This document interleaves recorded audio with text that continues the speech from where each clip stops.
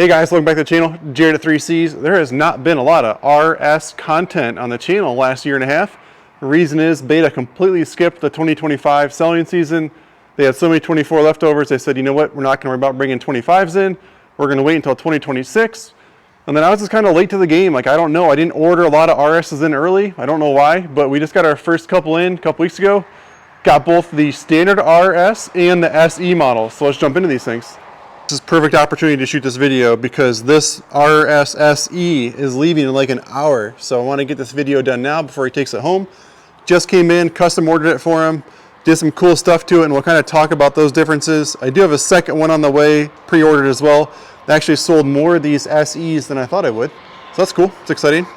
But this is the standard RS that you would get in your showroom. So the RS is like the street legal version. The X Pro is your woods version. So just to get the terminology out of the way, kind of spin this bike back just a little bit. Bought these new shop stands, they're pretty sweet. So the the RS this year got a different tire. You can see it's way more road. I'm gonna say like, I don't know what you wanna call that. Is that more like 50-50? Because before it was like 80-20. So definitely way more compliant on the road, especially that back tire. If you look in here close to this thing, that's way more of an off-road tire. On-road.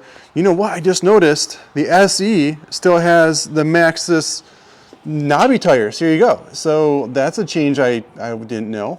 So you can see the tire difference. More of a road tire. This is that 80-20. Way more off-road tire. And same with the back. So you can see this is that standard Maxxis. Should be like a 140 wide. Yep. So off-road knobby, street tire over there. So that's one of the differences on the RS line. Now, this year's special edition did get the Trail Tech Voyager. If you were looking at a 2024 video of the SE, it did not have this. It had your standard off-road display. So that's a big, I'm not gonna say it's an upgrade. It's like a sideways move for me.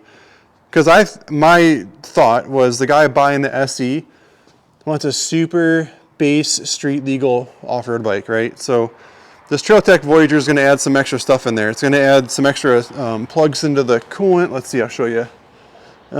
Like there's through that crack there, you can see that it's got the temp sensor in the coolant hose. So it's got some extra wires compared to the X Pro model. So it's cool. Trail Tech Voyager is on here. Same as the standard model. So they both share that feature. One of the biggest differences between these two models is this has the SOX open cartridge front forks. So this is SOX suspension in the front, SOX suspension, they call it ZF, but it's the same company, ZF SOX. This is their rear shock. And if you jump over here, the SE model has the KYB front and rear. So KYB closed cartridge forks, doesn't say KYB, I wish they would put their little sticker on there. It's a cool sticker. And then this is a KYB rear shock. So you're gonna get yourself some more aggressive suspension. It's going to be a stiffer ride. So for the guy that wants to do more aggressive off-road riding, that's perfect. If you're buying the RS to do some road riding, that is the awesome setup. I think it's going to ride really good for you guys on the road.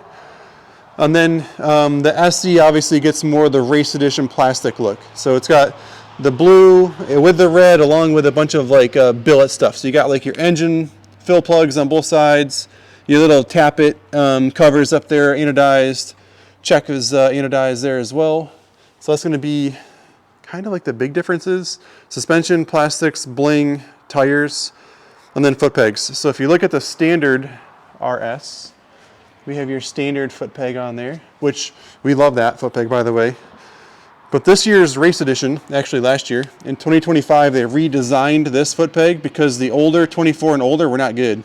Nobody liked them. And so this is the 25 and newer. Nobody's complaining about these foot pegs. So the race edition does come with that foot peg as well. Some of the things that this customer added to his SE build would be the wraparound handguards. We did the Enduro Engineering full wraparounds. They fit nicely on the bars. Gives you that protection if you tip over. They do come standard with the flag handguards. You can see the flags there. They move pretty good though. So more of a mud guard than a protection piece.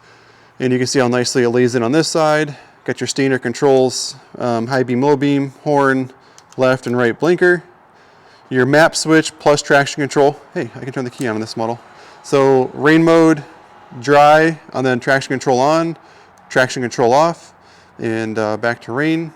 Now when you turn your blinker on, it's going to turn that light on. If we go high beam, it's going to turn that light on. The engine light is always on until the machine's running. And then just know that the low fuel light on all beta models comes on super early because your low fuel light is actually located right here. This is where the sensor goes in, and it goes in and then it kind of bends up like a 45-degree angle. So if you can imagine if your plunger is way up here and you're like halfway through your ride or tank of fuel, it's going to start to trip that. You still have all this fuel on both sides down here. So low fuel light is maybe a little exaggerated on the RS model. Maybe more of a you're halfway out, need to head back type thing. Kill switch, start button, and then front brake. So that's the handlebar layout. It's same thing. Same handlebar layout, same display, same headlight. They both have that LED light. So let me give you like a high beam, low beam. That must be high, that's low. Yeah, high beam, low beam. It's kind of funny because that looks brighter, but it's not. So there's that. Now these are the stock turn signals in the front on both models. They stick out pretty good. It's a safe turn signal. DOT regulations. This is what has to be on here when it leaves the dealership. What you choose to do later is up to you. So wide turn signal, tail light, brake light, and then this is your plate holder in the back. This customer also added the Fastway rear rack. It's such a cool billet piece. It mounts on so easy. It's so clean. You still have room to get your seat off there. So that's a nice sturdy piece on the back. Also added the skid plate. We did the Enduro engineering with the linkage guard on the bottom. So it's a nice protection piece, especially, I don't really care if you're doing like road riding too. Got rocks tinking up, protect that, but he really wanted the linkage guard. That's why we went with this one, because the stock RS does come with a nice skid plate. I don't know if I would change it. If you're road riding, that is perfect. It doesn't need anything more than that. That's a good piece there. On almost all builds that we do, we add the bulletproof rad guards in the front. It's a really nice fit. It's clean. Side protection, front protection. All of our race bikes have that exact setup on them. We really like it. It's a good blingy piece, but it works really good too. Went ahead and swung the bikes around. So you got the Nissan brakes on both of these things all the way up through. And then this is the slave cylinder guard that we added for him. It's right here. That's the mud shed. The stock one is more of a plastic piece, and I'll show you here. So that's the difference in those. And that's kind of all we did. We added a little bit of protection.